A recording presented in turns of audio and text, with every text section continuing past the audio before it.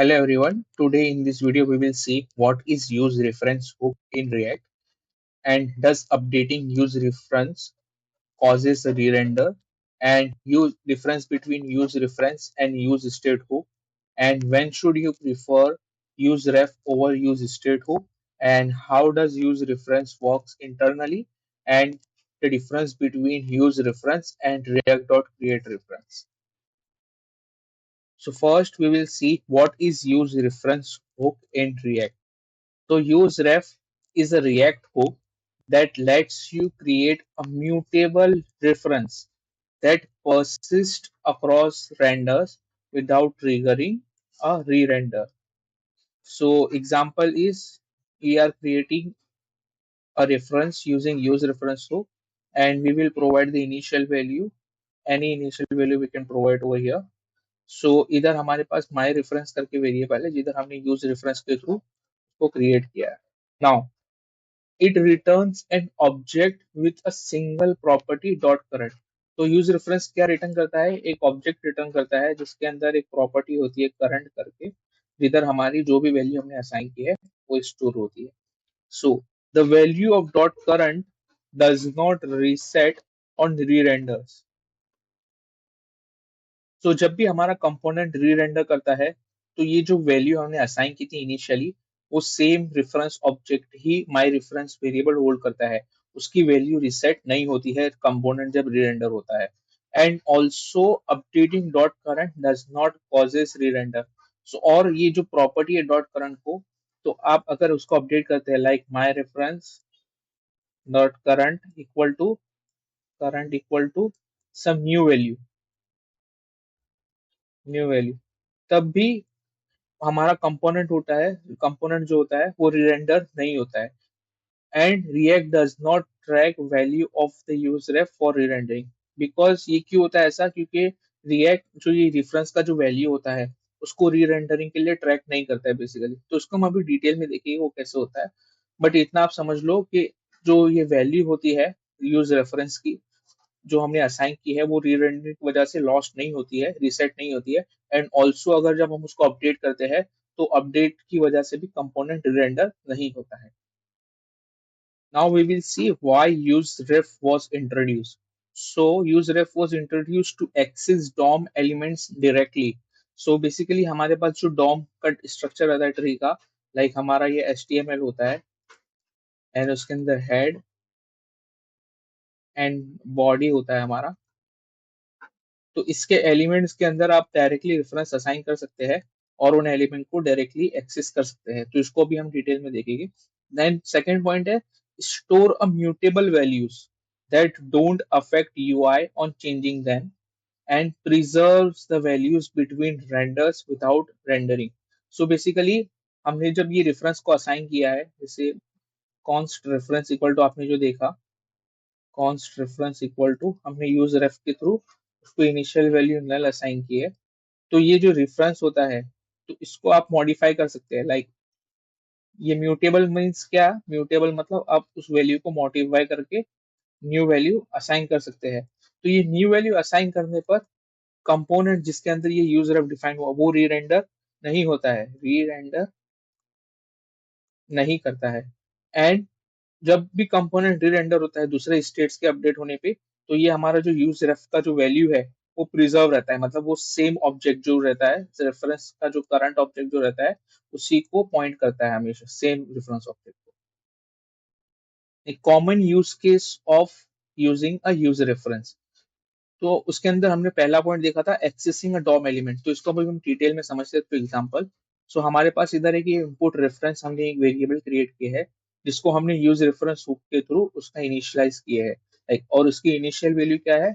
Initially it won't hold anything. हमने नल assign किया उसकी वैल्यू. नाउ हमारे कंपोनेंट के अंदर एक इनपुट फील्ड है जिधर हमने उसका टाइप डिफाइन किया टेक्स्ट.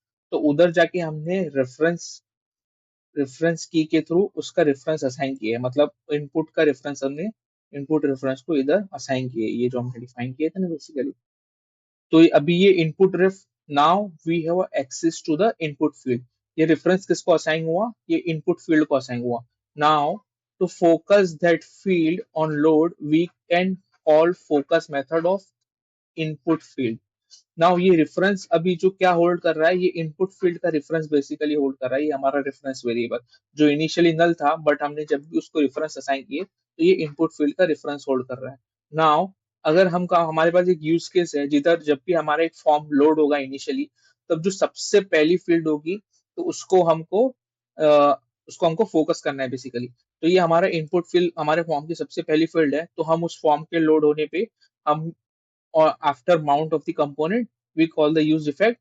फिर हमारे पास जो ये इनपुट रेफ्स था, तो उसके डॉट करंट प्रॉपर्टी में ये इनपुट का एक्सिस था पूरा। ये इनपुट रेफ्स डॉट करंट के पास किसका एक्सिस है, ये इनपुट फील्ड का एक्सिस है बेसिकली। ये इनपुट फील्ड जो है उसका एक्सिस है। तो उसके इनपुट फील्ड के अंदर एक फोकस मेथड रहता है, तो हम उसको कॉल कर सकते हैं। तो इससे क्या होगा, ये हमारी इनपुट फील्ड है, जब भी फॉर्म लोड होएगा तो ये इनिशियली फोकस पे रहेगी, लाइक कर्सर उसके ऊपर ब्लिंक करेगा। तो आप उसकी वैल्यू एंटर डायरेक्टली कर सकते हैं without clicking on that. So एक ये यूज केस था, like accessing a DOM elements directly using the reference through creating the use reference. Now second point है हमारे पास एग्जांपल है जिसमें हम प्रीवियस वैल्यू को स्टोर करते हैं। लाइक हमने एक वेरिएबल डिफाइन किया प्रीवियस काउंट करके, उधर हमने यूज रेफरेंस के अंदर जो इनिशियल काउंट था उसकी वैल्यू को होल्ड किया है। नाउ अभी जब भी सब्सिक्वेंट स्टेप के अंदर जब भी काउंट अपडेट होगा, तो हम ये प्रीवियस काउंट को भी अपडेट करेंगे बार बार। तो ये प्रीवियस, और ये क्या होता है कि री रेंडरिंग की वजह से कंपोनेंट का स्टेट लॉस्ट हो जाता है। अगर हम एक नॉर्मल वेरिएबल डिफाइन करेंगे like const previous count equal to count, और हमने इन फ्यूचर अब समझो काउंट को अपडेट किया, count equal to count plus one, तो ये क्या हो जाता है कि इसकी वैल्यू अगर ये कंपोनेंट री रेंडर होगा तो ये प्रीवियस काउंट फिर से जो अभी इनिशियल काउंट था ना वही हो जाएगा। तो उसकी वजह से इसको लॉस्ट ना हो ये वैल्यू, तो हम यूज रेफरेंस के अंदर उसको पुट कर सकते हैं। तो यूज रेफरेंस बेसिकली हमारे कंटेनर होता है, इसके अंदर आपने काउंट की वैल्यू को पुट किया इधर, तो ये री रेंडर की वजह से लॉस्ट कभी नहीं होता है। तो इसके लिए आप इस वैल्यू को स्टोर कर सकते हैं। और थर्ड यूज केस है getting access to a Formik और एनी अदर फॉर्म स्टेट। तो फॉर्मिक के अंदर बेसिकली क्या होता है, ये एक एग्जांपल है लाइक फॉर्म्स के स्टेट को कैसे आप एक्सेस कर सकते हैं। तो इनिशियल रेफरेंस करके एक प्रॉप होता है फॉर्मिक के अंदर, तो आप उधर आपका फॉर्म रेफरेंस करके आप वेरिएबल क्रिएट कर सकते हैं और उसको असाइन कर सकते हैं। तो इससे क्या होगा कि फॉर्मिक के अंदर जितने भी स्टेट के वेरिएबल रहेंगे, लाइक एरर स्टेट का जो ऑब्जेक्ट होता है, फिर उसके बाद टच कौन कौन सी फील्ड हो रही है, तो सारे, और इनिशियल वैल्यू उस फॉर्म की क्या क्या थी, तो ये सारों का रेफरेंस आप होल्ड कर सकते हैं थ्रू ये रेफरेंस। तो फॉर्म रेफरेंस डॉट एरर के थ्रू आपको एरर ऑब्जेक्ट का एक्सेस मिल जाएगा, फिर टच कौन कौन सी फील्ड हुई उसका एक्सेस मिल जाएगा, फिर इनिशियल वैल्यूज उस फॉर्म की क्या थी उन सारों का एक्सेस मिल जाएगा। तो ये एक यूज केस हुआ like getting access to a Formik forms और any other form through through reference. Now we will see how use reference works internally. So React creates a stable object during the first render. तो जब आप call करते हैं const reference equal to use ref, और आपने नल assign किया इधर सबसे पहले, तो ये क्या करता है, एक स्टेबल ऑब्जेक्ट क्रिएट करता है। तो नाउ इंटरनली ये कैसा दिखता है, यूज रेफ इक्वल टू, उसके अंदर एक करंट प्रॉपर्टी होती है, तो उसकी वैल्यू अभी क्या है, नल है। Now on every re-render React returns the same reference। तो ये रेफरेंस उसकी मेमोरी के अंदर होता है, ये किधर होता है, React मेमोरी के अंदर इसका रेफरेंस होल्ड होता है। तो ये सेम ऑब्जेक्ट हमेशा रिटर्न होता है, री रेंडर होगा जितने भी कंपोनेंट, बट ये रेफरेंस कभी भी लॉस्ट नहीं होगा और हमको सेम ऑब्जेक्ट का रेफरेंस हमेशा मिलेगा। And React does not compare or track dot current value, that's why changing dot current doesn't re-render the component। so आप इन फ्यूचर जब भी उसकी वैल्यू को रीअसाइन करते हैं reference dot current equal to new value, तो ये object का रेफरेंस सेम ही है हमेशा। So React does not compare और ट्रैक द डॉट करंट। तो ये डॉट करंट जो वैल्यू चेंज हुई है, तो रिएक्ट उसको कंपेयर नहीं करता है, लाइक उसका इनिशियल और करंट स्टेट को कंपेयर करके री रेंडर कंपोनेंट को नहीं करता है। जैसे स्टेट्स के अंदर होता था वैसे नहीं होता है इधर। तो रिएक्ट इसको अवॉइड करता है कंपैरिजन को, and that's why changing dot current doesn't री रेंडर दी कंपोनेंट। उसकी वजह से क्या होता है, कंपैरिजन हो ही नहीं रहा है, उसको ट्रैक कर ही नहीं रहा है React, तो कंपोनेंट रीरेंडरिंग का लॉजिक भी इधर नहीं लगता है इधर। Now we will see what is the difference between use state and use reference hook. So both hooks preserves the data during render cycle and UI updates, but only use state hook with the updater function causes a re-render. Basically इसका मतलब क्या है कि use state hook and use reference वो री render cycle के time पे ये डेटा को प्रिजर्व तो करते हैं, मतलब डेटा लॉस नहीं होता है हमारा, but use state hook with the updater function causes the run, but use state का जो updater function होता है वो जब भी कॉल होता है तो हमारा कंपोनेंट री रेंडर होता है, and in the case of use reference हमारा कंपोनेंट अपडेट की वजह से री रेंडर नहीं होता है। And use reference returns what object with the dot current property holding the actual value of the reference, and use state क्या return करता है, use state returns state and its updater function in the form of array, जिसको हम ऐसे state and set state जो हम बोलते हैं, तो ये दोनों चीजें यूज स्टेट के अंदर रिटर्न होती है, और यूज रेफरेंस के अंदर हमारे पास ऑब्जेक्ट रिटर्न होता है with dot current property. Updating the value of use ref doesn't causes a री रेंडर। अब हम जब भी उसकी वैल्यू को अपडेट करते हैं यूज रेफरेंस की, ये री रेंडर नहीं होता हमारा component, but updating the value of use state through it's updater function, तो ये हमारा जो सेट स्टेट फंक्शन था उसके थ्रू आप अगर सेट स्टेट को कॉल करते हैं तो our component does causes a re-render, हमारा component का होता है re-render होता है। So these were the some basic difference between use state and use reference hooks। तो हमको कौन सा हुक कब यूज करना चाहिए, तो ये हम अभी देखेंगे।